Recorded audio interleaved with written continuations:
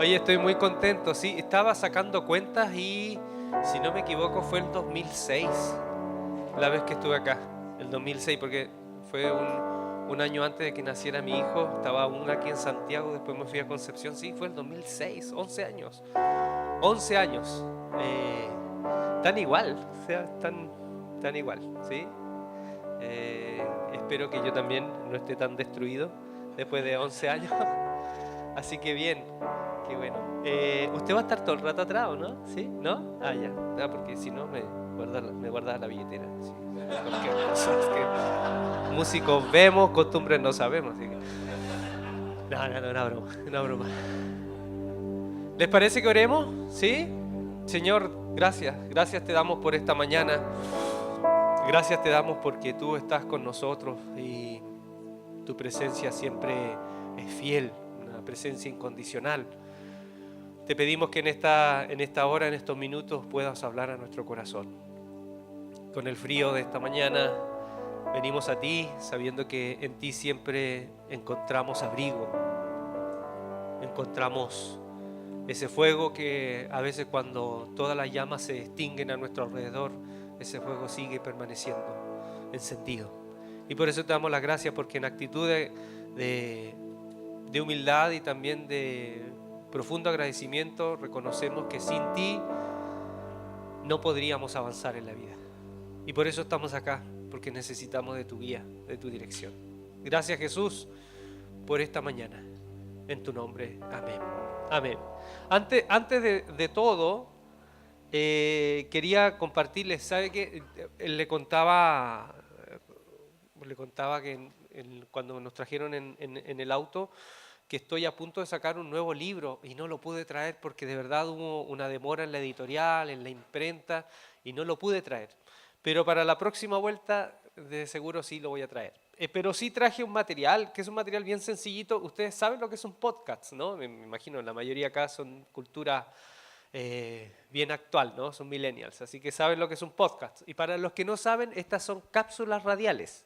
¿Ya? Cápsulas radiales son 30 cápsulas radiales de unos 3 a 5 minutos que están aquí contenidas en este CD a un precio módico, y siempre digo esto, con esto ustedes van a ayudar a dos fundaciones. Ese ya se lo saben, ¿no? Fundación Mi Casa y Fundación Mis Deudas, ¿sí se lo saben? La segunda necesita mucha ayuda. Así que están a un precio bien accesible, un precio bien cristiano. Y no son pirateados, están quemados bíblicamente, ¿sí? Oiga, el mensaje de esta mañana me dijeron que tenía más o menos 35 minutos porque como viene el culto de los pecadores después, entonces para que no alarguemos mucho el...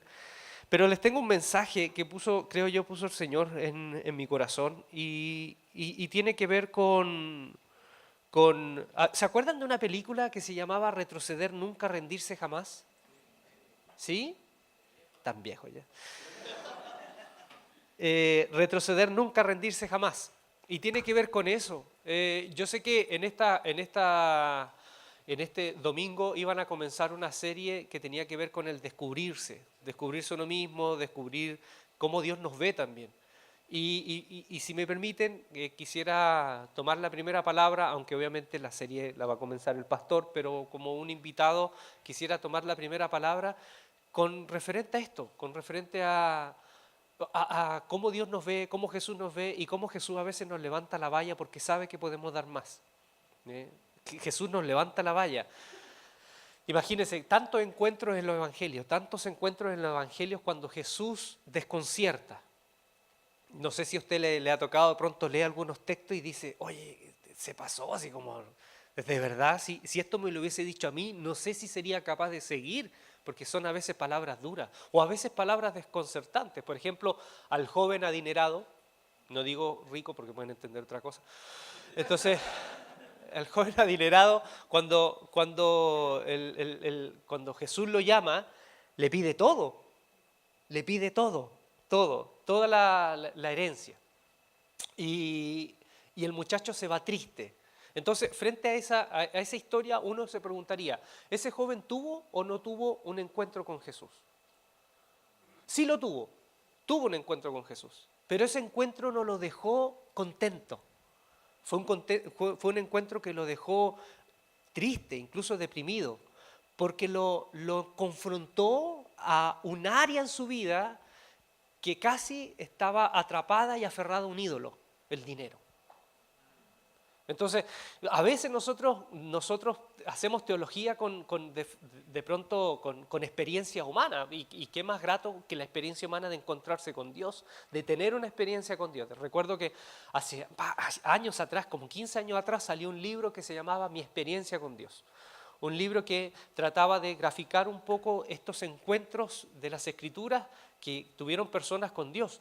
Y a veces, claro, enfatizaban un poco esta cosa de sentirse liberado, de sentirse bien, de sentirse casi como que algunos la experiencia con Dios fue como una catarsis. ¿Cuántos de nosotros lloramos, derramamos moco? ¿Sí? Y lloramos. De pronto habían unas canciones, recuerdo en ese tiempo cuando recién llegué a la iglesia, había una canción que era una cortadera de vena. Esa, pero no sé si ustedes la conocen, pero era una canción, no sé si fue muy conocida, que la daban en la armonía como a las 11 de la noche, así para los suicidas, a esa hora. Era una canción esa, me has librado de la muerte, me has dado nueva vida, porque fuera de ti. Y ahí, sí. Pero era una catarsis, todos salíamos liberados, livianitos. Pero el joven adinerado, el joven rico, tuvo un encuentro con Dios y no salió con catarsis. Salió con un peso abrumador, porque Jesús le pidió algo que fue justamente donde le apretaba el zapato. Entonces, eso es de pronto que Jesús nos haga confrontarnos áreas de nuestra vida. Claro, muchos de nosotros podemos decir, no, yo no tengo problema con la tragedia que sucedió hace poco en el casino. Quizás muchos de nosotros no tenemos problemas con el juego. No, nosotros no somos ludópatas. O podremos decir, yo no robo. Pero ¿qué pasa si Jesús nos pide ser generosos? Es que es una cosa y otra cosa. Una cosa es una cosa, otra cosa es otra cosa. Una cosa es no robar, pero otra cosa es ser generoso. Imagínense Pablo. Pablo también, de pronto en ese texto, no sé si se acuerdan, cuando dice, el que robe, no robe más, sino que trabaje y que ayude con sus manos a aquellos que no tienen. Fíjense la progresión. No robas, robaste, no robes más, no hagas más daño a terceros. Pero ahora busca otra fuente de ingreso, trabaja, tiene una vida honrada, pero no te quede ahí, da un paso más. Con lo que tienes ayuda. Entonces, a veces también, pues la vida nos va exigiendo. Como padres nosotros podemos decir, a mi hijo no le falta nada. Pero ¿y el otro escalón? ¿Qué hijos estamos entregando a un mundo donde cada vez a la gente le faltan más cosas? O sea, una cosa es que a mi hijo no le falte nada, pero otra cosa es que yo prepare a un ser humano, a mi hijo, un ser humano que a futuro va a poder tenderle la mano a aquellos que no le faltan. Ese es otro escalón. Entonces, el capítulo 9 de Lucas nos va a encontrar, nos va a enfrentar a este Jesús desconcertante. Pero no se asusten, tampoco es que Jesús es insensible a nuestras necesidades. Muchas veces Jesús es duro porque a veces hay una pedagogía que es justamente el sacudón. A veces hay pedagogía donde no tiene que ver con la agresión, tiene que ver con sacudirnos violentamente para darnos cuenta de cosas que no podríamos darnos cuenta de otra manera. ¿Cuántos de nosotros hemos tenido susto en la vida? Y esos sustos nosotros decimos, Diosito, no lo vuelvo a hacer, no lo vuelvo a hacer. El que tiene oídos, oiga. Capítulo 9 de Lucas, versículos 57 al 62. Dice, iban por el camino cuando alguien le dijo, te seguiré a donde quiera que vayas. Las zorras tienen madrigueras y las aves tienen nidos, le respondió Jesús, pero el Hijo del Hombre no tiene dónde recostar la cabeza. A otro le dijo, sígueme. Señor, le contestó, primero déjame ir a enterrar a mi padre. Deja que los muertos entierren a sus muertos. Tú ve y proclama el reino de Dios, le replicó Jesús.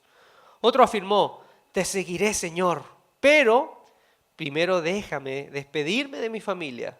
Jesús le respondió, nadie que mira atrás después de poner la mano en el arado es apto para el reino de Dios. Bueno, antes del mensaje, quiero enviarle los saludos de la iglesia Vástago Epicentro en Monterrey, decirles que estoy ahí, soy el chileno que está en el equipo pastoral de allá, haciendo patria, allá en México. Y imagínense, ellos están locos, porque el mexicano adora el Chile. Usted sabe, ¿no? Adora el Chile, entonces tener un pastor de Chile para ella es lo máximo, así como, es lo máximo. Entonces le envío saludos, les dije a Jesús Adrián que iba a estar acá predicando también, les envío saludos, y esto no es politiquería, así como nada, les manda saludos y el pastor no está ni ahí, ni sabe dónde está uno, no, si es verdad, él sabe dónde estoy, de hecho tengo un GPS aquí, debajo de la piel. Entonces él sabe y le envía saludos. Y de hecho me dice, oye, voy a estar en octubre, va a estar en octubre este año en un concierto, ni yo sabía, va a volver acá a Chile. Así que quien se lleve este CD ya sabe, va a tener una oferta especial. Sí. Mentiroso, mentiroso. Bien, antes de eso, decirles otra cosa. No, eso era lo que tenía que decir. Saludos, sí. Jesús, fíjese que se encuentra con estos tres postulantes a ser discípulos. Y todos hemos tenido esto, todos hemos leído ese momento de la Escritura, o lo hemos visto en una película, o nos han contado, cuando Jesús se encuentra con estos tres postulantes. Fíjense, hay una escena muy interesante, cómo relata Lucas este término del capítulo, porque dice, iban de camino. Iban de camino. ¿Dónde iban? Si uno ve el contexto general, Jesús va de camino a Jerusalén. O sea, ya estamos como en momentos en donde empieza la crisis en el ministerio de Jesús, la crisis en el sentido de empieza la oposición más férrea y Jesús va camino a Jerusalén. Entonces, en ese contexto va de camino, va moviéndose. Esto es muy importante. Es muy importante ver estos detalles en los evangelios. Jesús va moviéndose. Hay momentos donde Jesús está sentado, está acostado, a veces dormido, pero en este momento se va moviendo, va moviéndose. Del entorno campesino de Galilea va hacia Jerusalén. Y el primer discípulo se acerca, el primer potencial discípulo postulante, y le dice, Señor, te seguiré a donde tú quieras que vayas. A donde tú vayas, yo te voy a seguir. Entonces, la primera impresión que me da cuando yo leo este texto, esta primera parte es, oye, qué increíble de pronto como líder que se acerque a alguien así, ¿no es cierto? Es maravilloso, ¿no? Que es un líder de pronto que se saca la mugre trabajando por las personas, por el Señor, y que haya una persona tan dispuesta a decir, ¿sabes qué? Te seguiré donde tú vayas, te hago un queque. O sea, a ese nivel. Te lavo la ropa, te sigo, quiero aprender de ti. Y claro, nosotros estaríamos impresionados como líderes si alguien nos sigue. Incluso potenciaríamos que más personas como este muchacho posiblemente nos siguiera.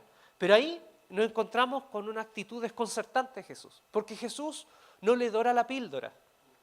Jesús no, en este momento, en algunos momentos dice, sígueme, pero aquí les presenta el panorama. Y les presenta una cuestión muy fuerte, porque yo me imagino, hoy está bien, hoy creemos, ¿no? De pronto ha habido por muchos años, y eso es verdad, por muchos años hubo una suerte de idolatría a la miseria económica. Casi como que ser cristiano y vivir en las condiciones paupérrimas eran sinónimos. Y después nos dimos cuenta que una persona que podría vivir en la miseria igual podría ser arrogante y podría ser avaro, aún con lo poco que tiene, no dar y ser mezquino. Entonces no tiene que ver con la miseria, tiene que ver con la capacidad de poder tener de todo pero ser desprendido. Y no aferrar tu corazón a esas cosas. Entonces como que nos cambió el chip y ahora vimos que es bueno que los evangélicos vayan a la universidad, se preparen, estudien, ¿no? Que tengan buen hablamiento. ¿Ah? Es bueno que progresemos.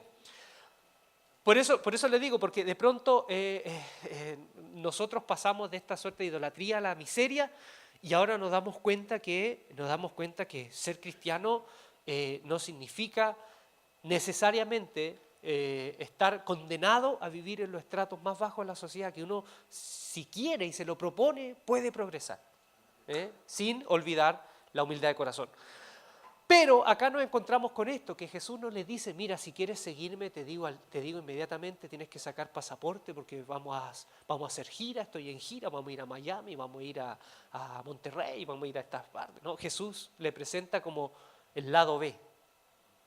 Le dice, las zorras tienen guaridas, las aves de los cielos tienen nido, pero el Hijo del Hombre no tiene dónde recostar su cabeza. Ahí está. Entonces, la pregunta de fondo es, ¿qué quiso decir Jesús? ¿Qué quiso decir? Primera opción, Jesús quiso decir que para ser discípulo, obligatoriamente hay que vivir como Él vivió. Segundo, ¿Jesús realmente no tenía dónde recostar su cabeza? ¿Qué está hablando? ¿De qué está hablando? Esa es una pregunta que yo me hice cuando me encontré con ese texto. O sea, de verdad, para ser discípulo, o sea, de verdad, para seguir a Jesús y ser fiel a su estilo de vida, a su compromiso con los demás, hay que literalmente vivir en la indigencia, porque si es eso, estamos todos sonados. Si partimos de ahí, estamos todos sonados. O sea, ya esto ya sería nada que ver. Entonces, ¿cómo lo arreglamos? Porque también, o sea, hubieron personas que intentaron vivir una vida así. Se fueron a monasterios, vivieron sin nada y tampoco fue un cambio sustancial en el mundo que produjeron. Entonces, ¿qué es lo que Jesús nos está diciendo? Hay una parte en el capítulo de Juan, capítulo 1 de Juan, 1-2. Jesús empieza su ministerio y de pronto los primeros discípulos van donde Él y Jesús le dice, ¿dónde está tu casa? ¿Dónde te está quedando? Y Jesús les dice, ¿dónde está su casa? Entonces, según el Evangelio de Juan, en los primeros capítulos, Jesús sí tenía casa. O sea, Jesús no era un indigente. Obviamente me imagino que en algunos momentos de su ministerio tuvo que quedarse por fuerza mayor, durmiendo en algún lado del camino o pidiendo algún espacio en alguna casa de alguna gente de buen corazón. Pero Jesús tenía casa. Tenía casa. Según el Evangelio de Juan, tenía casa. Entonces, ¿qué es lo que nos está diciendo Jesús? Entonces, hay una opción de tomar estos textos. Una opción es que cuando uno entiende la cultura judía y de pronto lee un poco cómo eran los rabinos cuando enseñaban, muchos de los rabinos en ese tiempo usaban la hipérbole. ¿Qué es la hipérbole? La hipérbole es exagerar una idea. Por ejemplo, si yo le digo, oye, es tan bonito hoy día, esta mañana. Eso puede ser una hipérbole. Eso puede ser una hipérbole, pues yo exagero una idea. Una hipérbole, exagero una idea porque a lo mejor, no sé, pues, espiritualmente estamos bonitos. Por ejemplo, Jesús en un momento dijo, si tu mano te es ocasión de pecar, córtala. Si tu ojo te es ocasión de pecar, sácalo. O sea, ¿se puede ser literal en eso? No, pues no se puede ser literal. Hay personas que lo tomaron literal. Porque imagínense, si fuera literal, ahí la entrada estaría lleno de miembros cercenados. ¿Sí o no? Manos, ojos, lengua y otras partes del cuerpo, mejor ni las nombro, estarían ahí metidas. ¿Sí? No se puede ser literal. No, porque Jesús usaba la hipérbole. Incluso en un momento con el mismo joven adinerado dijo, es más fácil que un camello entre por el ojo de una aguja. Y ya yo sé que algunos han dicho, no, pero es que en realidad el camello no es un camello, era una soga grande. Y el ojo de aguja no era un ojo de aguja, sino era una puerta pequeña en el muro de Jerusalén. Pero igual, la imagen es esa. Es una cuestión grande, ¿cómo vamos a meter un San Bernardo por un agujero pequeñito? No se puede. Entonces, esos son hipérboles, son imágenes exageradas para comunicar algo. Entonces, miremos esta escena. Jesús se va moviendo. Cuando Jesús llamaba a los discípulos, yo sé que muchos de nosotros usamos la idea de que recibe al Señor en tu corazón, y esa es una idea posterior, porque Jesús cuando llamaba a sus discípulos les decía, sígueme, sígueme. Y esto, si uno va al Antiguo Testamento, Dios le dijo a Abraham, sal de ahí, sal de tu tierra, de tu parentela y muévete, sígueme a la tierra que yo te voy a mostrar. Entonces, el llamado por excelencia en la Biblia es salir, mover los glúteos y caminar, moverse. porque Dios se está moviendo, es salir de nuestra zona, hoy día se usa mucho salir de nuestra zona de comodidad. Sueno como coach, sale de tu zona de comodidad, muévete, sigue al Señor. O sea, eso es ser discípulo del Señor, es seguir, moverse. Ahora, fíjense esto, lo que significa moverse constantemente siguiendo a Jesús, significa también lo contrario. Lo contrario a moverse, a caminar, es arraigarse. Lo contrario a moverse es echar raíces, arraigarse. Eso es lo contrario a moverse. Jesús se mueve, camina. El Dios por excelencia del Antiguo Testamento que los judíos siempre miran con añoranza ese momento en el desierto, el Dios del tabernáculo, que no estaba centrado en un lugar, se movía. Es más, cuando el capítulo 1 de Juan dice del unigénito del Padre, cuando habla de Jesús, dice, y habitó entre nosotros. La palabra habitar literalmente significa poner su tabernáculo. O sea, es un Dios como en el Antiguo Testamento que pone el tabernáculo en medio de nosotros, pero no se queda ahí. Es un Dios que se va moviendo. Y donde Él se mueve, nosotros vamos. Entonces, esa es la idea. Sígueme. Y aquí Jesús le dice, el Hijo del Hombre no tiene dónde recostar su cabeza. ¿Qué significa eso? Si uno va más allá del literalismo, uno entiende que la vida de Jesús no tenía arraigos. En el sentido de, hoy día, por ejemplo, los psicólogos hablan del apego. Hablan del apego. El apego es la sensación emocional de que si no tengo esto o se va aquello que tengo, mi vida no tiene sentido.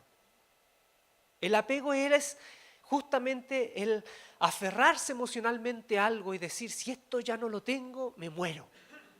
En ese sentido, el Evangelio nos invita a que nosotros podemos tener todo lo que tenemos, gozar de eso, pero no aferrarnos a nada. Nuestra vida no puede estar centrada en aquello que tengo, sea una relación, sea posesión, sea la imagen, no puedo aferrarme a eso.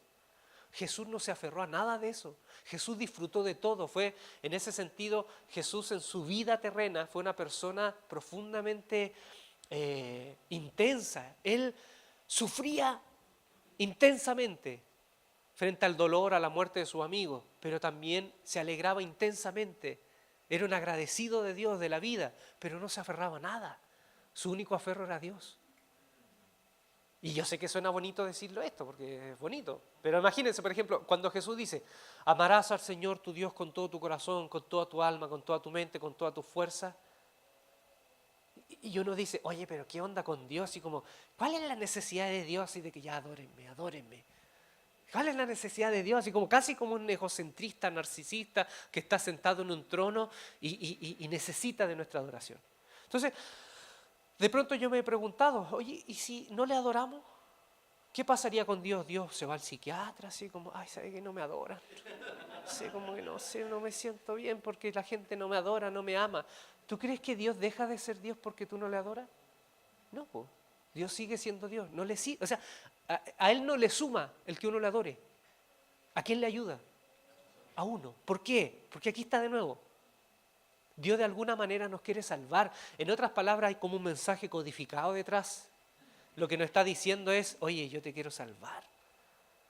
Porque yo sé que en lo que tú pongas, donde tú te aferres, donde tú pongas toda tu atención y te aferres, donde sea, eso tarde o temprano se va a ir. Y cuando se vaya, te voy a tener que recoger con pala.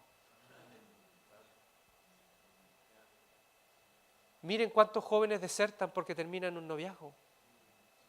Se le acaba el mundo y se enojan con Dios. ¿Acaso Dios le puso ahí en el dedito para que le envíe el WhatsApp a la niña? No, pues Dios no te obligó a enviarle el WhatsApp. Dios no te envió a pololear. Si tú te juntaste y empezaste a pololear y te involucraste emocionalmente y después viste que no resultó, pero Dios no te obligó, Dios no te puso la pistola en el cuello. La única pareja que Dios juntó en la Biblia fue Adán y Eva.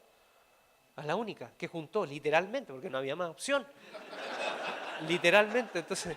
Pero a mí, este es tema para otra cosa, pero imagínense, hasta cuando lo unió, incluso literalmente, Dios lo juntó y aún así hubo problemas en la relación. Y Adán le dijo, la mujer que tú me diste, imagínense. En otras palabras, dijo, tú tuviste la culpa. Entonces Dios, yo creo que hubo una reunión ahí de directiva y Dios y la Trinidad dijo, ¿saben qué? No vamos a hacer nunca más esto. Porque sí, porque después nos van a echar la culpa a nosotros sus crisis matrimoniales. Entonces de ahora en adelante nosotros guiamos, ayudamos, pero que ellos elijan. ¿Sí? Entonces, imagínense, no sé si ustedes supieron la noticia que fue trágica. Había una página de internet en Estados Unidos que hacía citas de personas casadas, promovía el adulterio. Y entraron los hackers, hackearon la página y pusieron la lista de todos los usuarios. Y en esa lista de usuarios salió un pastor en Estados Unidos, conocido, líder, profesor de seminario. Se suicidó el pastor. Y su esposa dijo, mire, yo estoy segura que él, si se metió como usuario a eso, fue para jugar, coquetear, jugar con fuego, pero él nunca fue infiel. Él era un buen hombre. ¿Y por qué se mató? ¿Por qué se mató? ¿Sabe por qué se mató? La imagen. Él era respetado nacionalmente en su denominación. Era un hombre que había construido su imagen a través de muchos años. Era maestro de maestros, aferrado a su imagen. Cuando vio que su imagen se vino abajo, ya no tenía más donde sostenerse. Hay personas que se desmoronan por eso, pues, y está bien, o sea, somos humanos. De pronto podemos perder un familiar, un ser querido, y entramos en depresión, y eso es lo más natural. Podemos entrar en depresión, en un estado depresivo por perder un ser querido. Hay dolores invencibles como el dolor de perder un hijo. Terrible. Pero aún en medio de ese dolor hay personas que han salido adelante y han aprendido a vivir con ese dolor, porque sobre todo ese tipo de dolor uno, entre comillas, nunca lo supera, aprende a vivir con eso. Pero salen adelante porque encuentran que hay otra realidad en la cual pueden aferrarse, de la cual saben que pase lo que pase, esa realidad es inamovible. Y esa realidad es Dios. Es Dios. Por eso Jesús nos dice, amarás con todo tu corazón. No porque a Él le sirva. Él te quiere ayudar.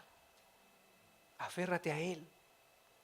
O sea, eso significa que no es que despreciemos lo que tengamos. Vuelvo a repetir, no lo despreciemos. Ama intensamente a las personas que Dios te dio.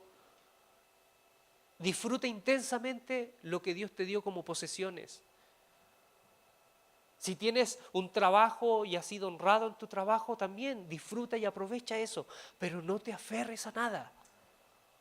No pienses de que si esto se va, mi vida, ¿qué sería de mí? No, tu vida comenzó antes que tuvieras eso, antes que comenzara esa relación, tú ya vivías. Y si eso se va, vas a seguir viviendo. Y ese es el mensaje de esta mañana. El Hijo del Hombre no tiene dónde recostar su cabeza. Para seguirme tienes que aprender a desaferrarte de todo. Disfrutar de todo lo que Dios te da. Pero si eso se va, seguir adelante. Miren el otro muchacho.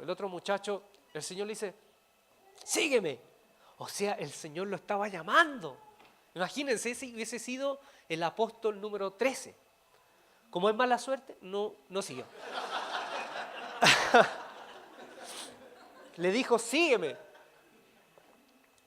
Y miren lo que dijo, y está bien, pues dijo, oye, deja que vaya primero, entierra a mi padre y después te sigo. Y aquí esto es fuerte para todos los que amamos a nuestros padres, queremos a nuestros padres, con todos los conflictos que hay y todo, queremos a nuestros padres. Jesús le dice, deja que los muertos entierren a sus muertos. Es duro eso. Es como, Señor, ¿qué me estás pidiendo que no esté presente en el funeral?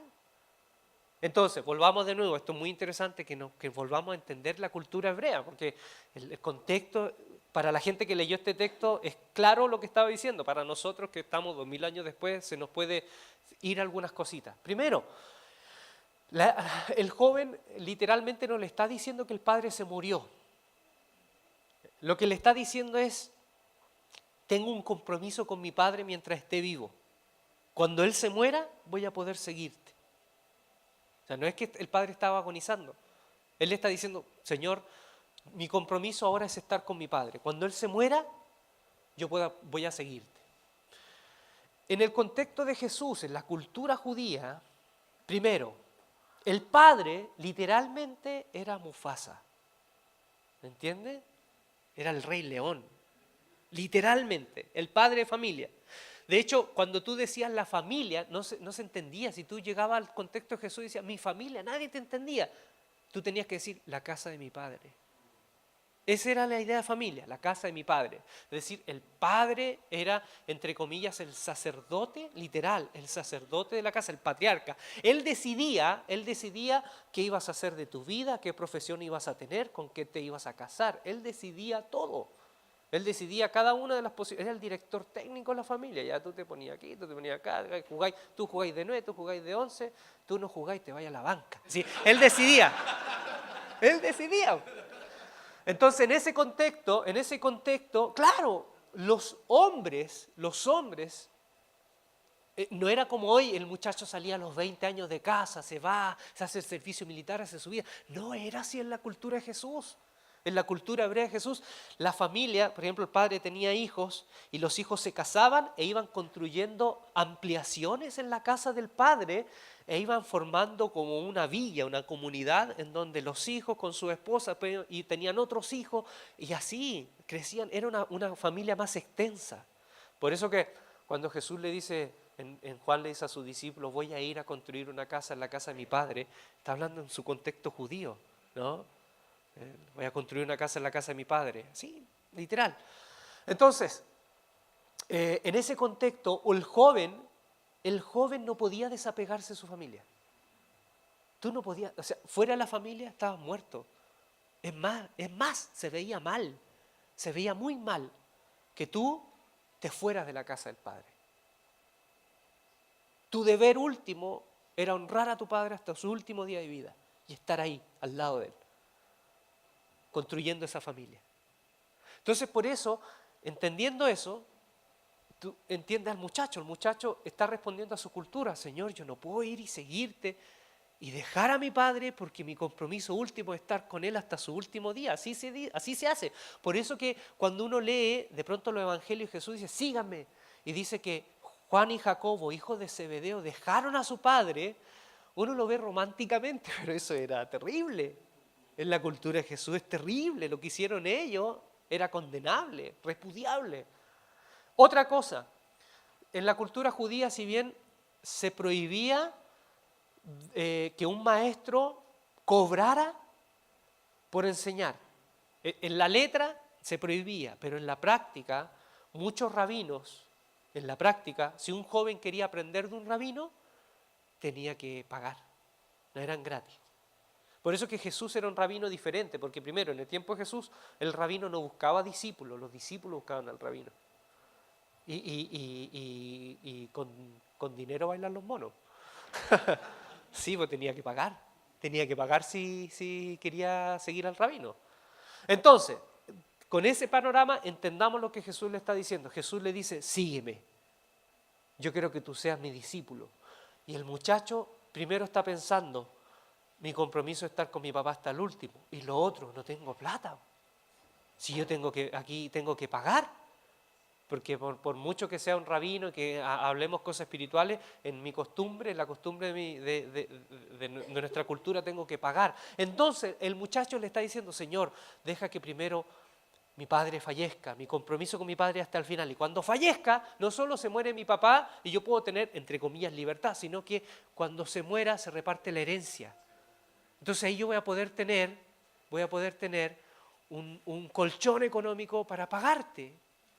Entonces Jesús se sacude de todos esos convencionalismos sociales y dice, no, sígueme, deja que los muertos, en otras palabras, que los muertos entierran a sus muertos, es una manera de decir, oye, deja que la vida va a continuar sin ti ahí, va a seguir, o sea, deja eso en un segundo plano, sígueme, esto es lo importante, sígueme.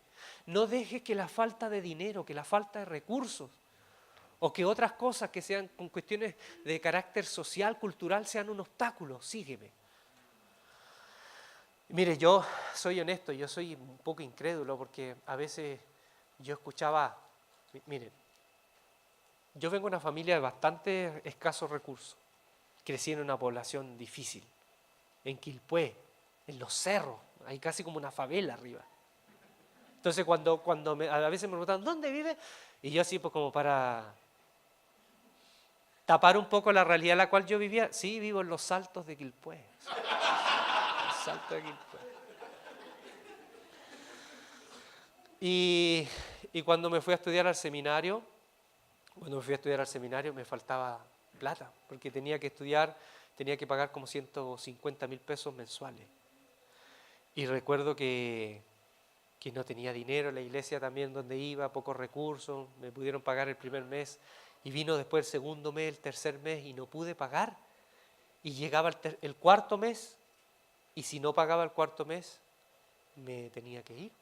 Y recuerdo que esa vez un pastor me invitó a comer, un pastor anciano, y me dijo, no se preocupe, hijo, no se preocupe, si Dios invita, Dios paga. Si Dios invita, Dios va a pagar. Y yo, pero desesperado, ¿pero de dónde? Si no tengo plata, ¿cómo va a ser eso? Milagroso. Y yo escuchaba testimonios a veces de eso así como, oh, yo quiero dar gracias al Señor porque yo de verdad estaba desesperado. Y de pronto alguien golpeó mi puerta y yo abrí la puerta y me dijo, tome, aquí hay 500 lucas, no sé, alguien me dijo que aquí tengo que llegar con estas 500 y se fue y yo doy gracias al Señor. Y yo así como, sospechosa la cuestión. Entonces yo, así que pero incrédulo, y recuerdo que llegó el cuarto mes y ya me tenía que ir. Y la administradora en ese tiempo, la administradora del seminario, era reconocida por tener nada de corazón. Era números, solo números. Y recuerdo que me invitó ese día, yo estaba estudiando, era en la mañana y yo sabía que me iban a llamar. Golpearon la puerta de la sala de clase y llegó la secretaria y dijo, ¿el alumno Ulises Oyarzún? Y yo así, lo necesita la señorita Carol en la administración. Y yo ya tenía mi maleta, tenía todo listo. Y yo me levanté, me despedí de mis amigos así como, no te vayas, chavo, así como. Y ya no tenía nada que hacer por 4 meses sin pagar. Y fui a la oficina de la señora Carol y recuerdo que ella me abre la puerta así con una sonrisa, Ulises, pasa por favor. Y sonriente, y yo no podía, y yo por dentro dije, es sádica esta vieja. Sádica esta vieja, le gusta ver sufrir a las personas. Y ahí me cuenta, me dice, Ulises, ¿sabes qué? Se contactó con nosotros una iglesia de Amarillo, Texas, y me empezó a contar la historia, un pastor gringo que preguntó por mí y mandó un cheque, y después yo rebobiné y dije, oye, claro, un amigo mío que es misionero, que estaba en ese tiempo en Viña del Mar, un gringo amigo mío, supo de mi situación, habló con su papá de una iglesia de Texas, bautista, y el papá mandó una carta al seminario para corroborar si yo estaba estudiando ahí. Y sí, estaba estudiando. Me dijeron que sí era un buen alumno, que estaba haciendo un trabajo con jóvenes. En ese tiempo empecé a trabajar en Radio Armonía, que estaba en la radio. Y llegó el comunicado allá y dijeron, no, vamos a ayudar a este muchacho. Y de pronto la hermana Carol me dice, Ulises, te pagaron los 6 meses. El semestre completo te lo pagaron. Y yo no lo podía creer. Y estudié el primer semestre, me fue bien, envié cartas dando agradecimiento y vuelvo de nuevo el segundo semestre a la lucha continua, ¿no? ¿De dónde saco plata? Y de pronto viaja este pastor y con su hijo conversan conmigo y me dicen, Ulises, ¿sabes qué? Te tenemos una buena noticia y una mala. La mala primero. La mala, ¿sabes qué? No podemos seguir ayudándote porque tú no eres miembro de la iglesia, no eres misionero de la iglesia. Y nosotros tenemos una política de que si queremos ayudar a un misionero por un tiempo extenso, tiene que ser misionero. No puede ser una persona foránea. Y la buena. La buena es que hemos visto tu trabajo y nos hemos dado cuenta que sacando números, entre enviar un muchacho de nuestro país hasta Chile o a cualquier parte significa 2 años previos de preparación, que esté ahí, se inserte en la cultura, recién como a los 4 años empezamos a ver resultados. Y contigo hemos visto que tú eres parte de tu cultura. O sea, en meses hemos visto resultados que no hemos visto con muchachos de 4 años estando en otro país. Entonces la buena noticia es que tomamos la decisión que tú vas a ser nuestro misionero por 4 años y te vamos a pagar los 4 años de estudio. Y yo no tenía plata, nada. Y ahí me acordé las palabras de este abuelito que me dijo, si Dios invita, Dios paga. Entonces yo soy resultado de un milagro, soy resultado de este Jesús que te dice, oye, no veas tu falta de dinero, tus pocos recursos como una excusa para decir no puedo. No veas tampoco los convencionalismos religiosos, las prohibiciones, esos no, que los cuales tú creciste con no se puede, no se puede, no se puede. Mamá, quiero caca, no hay, se acabó. O sea, crecimos con no. No permitas que eso te paralice. No permitas que eso te paralice. Y termino con el último, el muchacho le dijo, Señor, voy a ir contigo, pero, y ese pero ya la embarró. Iba bien, sí iba bien. Señor, pero, déjame ir a despedirme de mi familia. ¿Saben la actitud de este último muchacho es, Señor, te quiero seguir, pero yo pongo las condiciones. Y no se puede así. No se puede. No se puede. Es como decirle, ¿sabes qué? Decirle a Pizzi, ya yo voy a jugar por la selección, pero yo elijo en la posición. No, pues no podía. No podía. Entonces el Señor le dice, mira, aquel que pone la mano en el arado y mira atrás no es digno de ser mi discípulo. No podís vivir con el espejo retrovisor mirando hacia atrás primero y tampoco puedes disponer, porque si tú ya me dices, Señor, yo dispongo tu vida, no tú. Yo recuerdo, y termino con esto, cuando con un grupo de muchachos recién estaba pastoreando jóvenes, fui al cerro Provincia, ¿no? Cerro Provincia, han subido el cerro, son como casi 3.000 metros de altura, quedan a poquito por arriba, ¿sí? Yo recuerdo que subí al cerro. ¿Quién ha subido la cordillera? ¿Alguno de ustedes ha tenido el cerro? Sí, la precordillera. Bueno, ya. ¿Sí? En auto, ya. Escapando de los pagos. Así. Mire, subí con los muchachos al cerro Provincia. Yo tampoco soy andinista, yo no tengo esa experiencia. Y recuerdo que yo subí al cerro Provincia y yo contento, así como mucho ánimo, optimismo. Recuerdo que en los 100 primeros metros nos subimos por una ladera en donde uno tenía que ir con una soga, así tipo como las películas Batman y Robin, la serie antigua, así, casi en una pendiente, casi 90 grados. Y yo en los primeros 100 metros dije, ¿quién me mandó a subir este cerro con esto? Y eran jóvenes en la iglesia y ahí hasta puse en duda ser pastor de jóvenes. Dije, ¿quién me mandó a ser pastor de jóvenes? Llegamos a las 8 de la noche al primer campamento, al otro día a las 6 de la mañana, en pie para llegar a la cima, y llegamos a la cima cerca de la 1 de la tarde. Es terrible. Para quien no ha practicado andinismo ni sabe nada de eso. Y yo recuerdo que ya los últimos casi 500 metros antes de llegar a la cima, yo iba lleno de calambres, se acabó en la bebida. Y yo recuerdo que era terrible porque me iba, en ese momento, ¿a quién le ha pasado cuando tiene mucha sed? Uno se va recordando todas las Coca-Colas que rechazó en los cumpleaños. ¿Sí o no? Yo así lleno de calambre, con sed. Y de pronto dije, no puedo más. Me senté en una piedra, nos sentamos un grupo de muchachos y de pronto veo un flaco que viene caminando, que ve una silueta chiquitita y de pronto va caminando, pero rápido. Iba así como si nada caminando. Y nosotros así veníamos como Walking Dead, así lleno de calambre. Y venía así, y de pronto lo vemos con un traje especial, con una mochilita, unas cosas. Y era andinista, con estas bastones. Y de pronto nos saluda, ¿cómo están? Y nos vio y me dijo, ¿cómo están? ¿Están bien? Y nos dijo, oye, ¿les puedo hacer una pregunta? ¿Primera vez que suben al cerro? Sí, primera vez. ¿Qué trajeron para comer? Y empezamos a sacar papitas fritas, soufflé, mira. Y él dijo, no, pues ustedes no pueden subir con esto. Con razón están llenos de calambre, ustedes tienen que subir. Y nos mostró unas barritas que estaban especiales, plátano, fruta, mucha agua. ¿Qué bebida? Coca-Cola, Sprite. No pueden subir con eso. Ahí recién yo conocí el Gatorade y esas bebidas con sales minerales. Y después dijo, a ver los zapatos que tiene. Y le mostramos los zapatos, unos zapatos planos, unas zapatillas planas. Y dijo, muchachos, les doy un consejo, no suban la cima porque arriba hay gravilla. Y el calzado que tú tienes va a diferenciar la vida de la muerte arriba. Y me dijo, les doy un consejo, cuando suban a una montaña, lo primero que te enseñan es, si subes una montaña y quieres llegar a la cima, es la montaña quien pone las condiciones, tú no. Si quieres llegar a la cima, si no quieres, bueno, ahí tú hagas si tú quieres hacer lo que tú quieras, puedes hacerlo, pero no pretendas llegar a la cima, porque es la montaña la que pone las condiciones.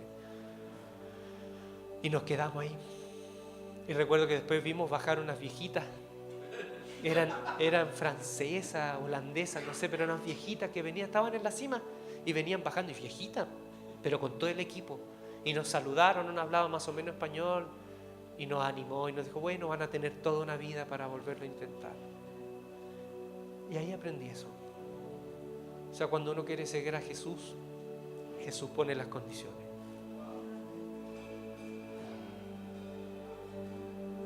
A veces uno le dice, Señor, yo quiero seguirte, pero en mi bolsillo no te metas. Yo quiero seguirte, pero en mi familia no te metas. Yo quiero seguirte, pero en mis amistades tú no te metes. Y esto no es legalismo, es simplemente que el Señor quiere lo mejor para nosotros. Porque si uno quiere llegar hasta la mitad del camino, bueno, es cosa suya, pero el Señor quiere que lleguemos a la meta. Amén.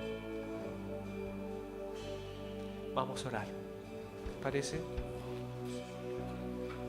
Voy a hacer una oración especial si en esta mañana de pronto has sentido que las fuerzas se han ido, te has sentido un poquito cansado. Y es válido sentirse cansado, cansada, es válido. Todos nos hemos cansado en algún momento. Si te has sentido cansado, cansada en este tiempo, quiero invitarte a que ahí donde estés, levanta tu mano. Si me permites, quiero orar por ti, que el Señor pueda renovar esa fuerza en tu corazón. Señor Jesús, te doy gracias, porque yo sé que tú estás aquí, animándonos, dándonos fuerza. Yo te pido en este momento que ahí donde están esas manos levantadas, tú puedas traer nuevos aires, que puedas traer un nuevo impulso, que puedas reencantar ese corazón, Señor, para aquel o aquella hija o hijo tuyo que está cansado, que necesitaba una respuesta, que necesitaba una palabra de aliento. Yo te pido que tu Espíritu Santo pueda traer un nuevo tiempo, un nuevo respiro. Gracias, Señor. Espíritu de Dios, toca nuestro corazón. Levántanos.